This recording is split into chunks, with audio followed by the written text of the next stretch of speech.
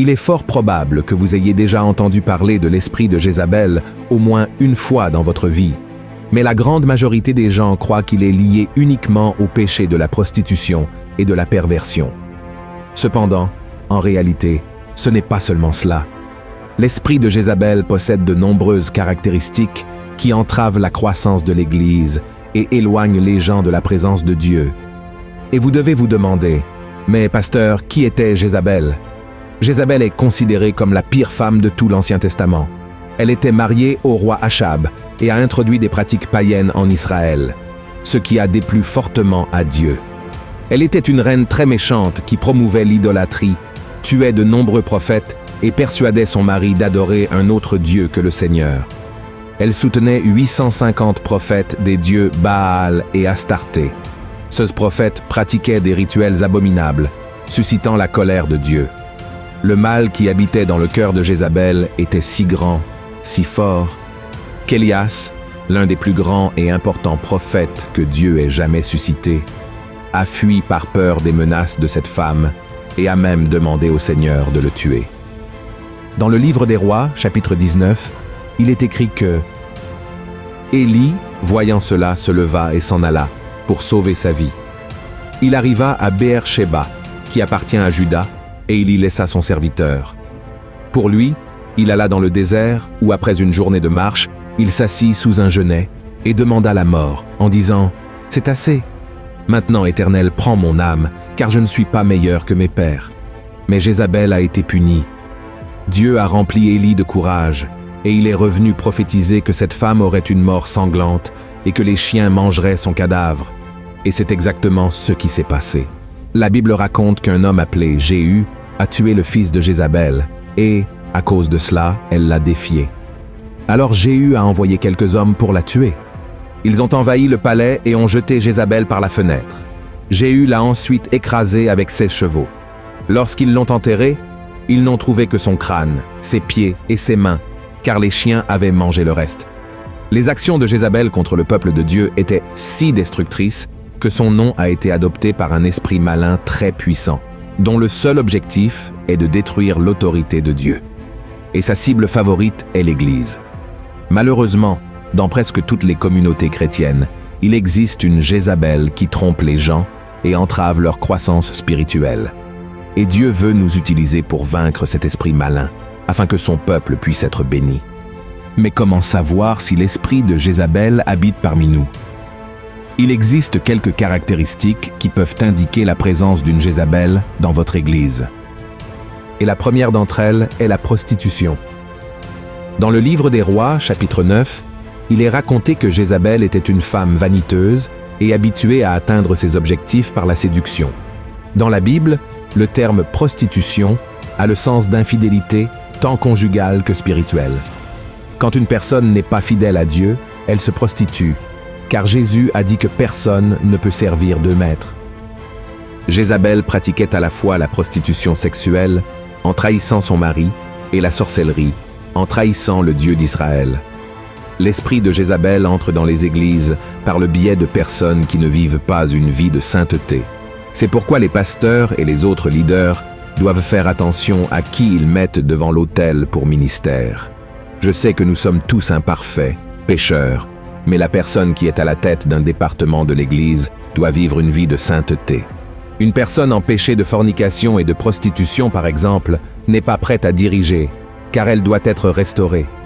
Et nous devons le faire avec amour et beaucoup de patience, ne jamais exposer personne en public. En plus de cette situation, il y a aussi la prostitution spirituelle. Beaucoup de membres d'Église sont rebelles à l'égard de la communauté où ils se rassemblent. Des personnes comme celle-ci sautent d'une branche à l'autre, cherchant où trouver quelqu'un qui leur convienne, et chaque jour cherchent une église et un pasteur qui fassent leur volonté. Et lorsqu'ils ne sont pas satisfaits, ils créent des intrigues pour nuire au leadership. La deuxième caractéristique de l'esprit de Jézabel est l'idolâtrie. La Bible raconte que Jézabel adorait des idoles et avait une armée de prophètes composée de plus de 850 hommes qu'elle soutenait pour vénérer des dieux étrangers. De nos jours, nous voyons rarement ce type de pratique, mais l'idolâtrie va au-delà des images sculptées. L'idolâtrie, c'est tout, ce qui prend la place de Dieu dans notre cœur, car le Seigneur doit être la priorité dans notre vie. Par exemple, de nos jours, il existe un monde évangélique où des personnalités telles que des chanteurs et des pasteurs se distinguent plus par leur charisme et leur talent que par leur foi en Jésus. Et c'est là que l'esprit de Jézabel agit. Il fait en sorte que les gens idolâtrent davantage la célébrité évangélique que le Seigneur lui-même. Et c'est quelque chose que Dieu déteste. La troisième caractéristique de l'esprit de Jézabel est la manipulation. Jézabel était manipulatrice, ce qui signifie qu'elle voulait que tout se passe à sa manière. Elle a même convaincu son mari d'abandonner le Dieu d'Israël et d'adorer le Dieu Baal. De plus, elle était très envieuse. À un moment donné, elle a ourdi un mensonge pour faire tuer un homme nommé Naboth, simplement parce que son mari convoitait sa terre. Ainsi, elle a pris la vie et la propriété d'un homme innocent. Une personne manipulatrice ment pour obtenir ce qu'elle veut. Elle trahit et poignarde dans le dos, cherchant à se venger de ceux qui refusent de faire sa volonté. L'esprit de Jézabel entre dans de nombreuses églises par le biais de personnes qui veulent tout contrôler. Certains de ces individus occupent déjà des postes de responsabilité professionnellement et reflètent cette attitude au sein de l'Église, pensant qu'ils peuvent donner des ordres à leurs frères comme s'ils étaient des employés ou des subordonnés sur le lieu de travail. L'Église n'est pas un endroit pour maltraiter quiconque, mais plutôt pour manifester amour et camaraderie. Et si quelqu'un occupe une position de pouvoir dans la société, cela doit être laissé à l'extérieur. Dans l'Église, nous sommes tous frères et sœurs et devons nous servir mutuellement avec amour, comme l'a dit l'apôtre Paul dans Galates, chapitre 5. Par conséquent, nous devons être prudents lorsque nous nommons quelqu'un à un poste de leadership qui ne traite pas bien ses frères. Et enfin, la quatrième caractéristique de l'esprit de Jézabel est la persécution. Cette femme a persécuté les prophètes de Dieu au point que beaucoup ont dû se cacher pour ne pas être tués. Beaucoup de prophètes sont même morts à cause de Jézabel, et le prophète Élie lui-même a été menacé par elle.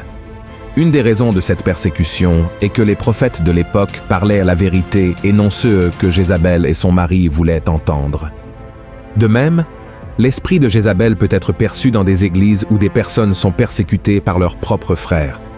Il existe des églises où tout est tellement établi que lorsqu'un homme ou une femme de Dieu propose des changements, il commence à être persécuté et à faire face à des persécutions externes de personnes ou de situations venant de l'extérieur de l'Église. C'est quelque chose de normal, mais l'esprit de Jézabel agit à l'intérieur de l'Église. C'est une stratégie de l'ennemi pour affaiblir le peuple de Dieu. Car Jésus a dit, comme Jésus connaissait leurs pensées, il leur dit, « Tout royaume divisé contre lui-même est dévasté, et toute ville ou maison divisée contre elle-même ne peut subsister. » C'est pourquoi faites très attention aux personnes qui parlent mal d'autres frères, ou qui persécutent les dirigeants et les membres, car elles sont utilisées par l'esprit de Jézabel.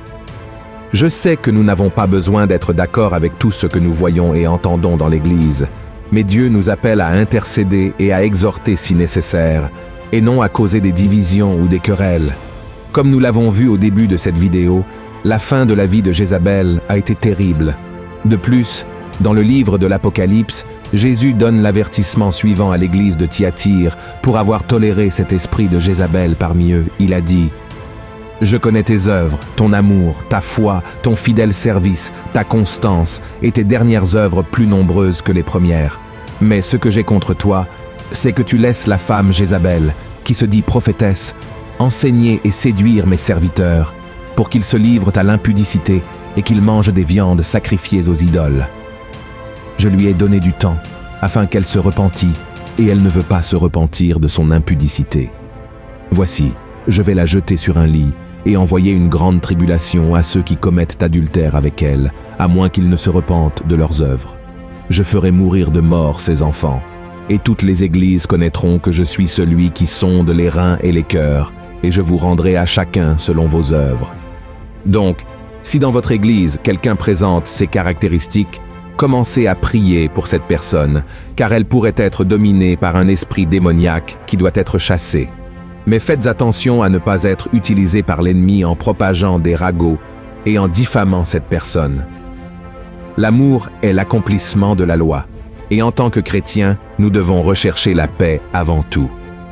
Beaucoup de ces personnes sont simplement religieuses et n'ont pas encore eu une véritable expérience avec Dieu. Elles ont besoin de nous pour les bénir. Maintenant, si la personne refuse d'être corrigée, il n'y a rien qui puisse être fait. La Bible est très claire sur ce que Dieu fera à ceux qui permettent à n'importe quel esprit démoniaque de dominer leur vie. Le psalmiste a écrit: « C'est pourquoi les méchants ne résistent pas au jour du jugement, ni les pécheurs dans l'assemblée des justes. Car l'Éternel connaît la voie des justes, et la voie des pécheurs mène à la ruine. » Si vous avez apprécié ce message, partagez-le avec vos amis et votre famille et abonnez-vous à ma chaîne. Que Dieu vous bénisse.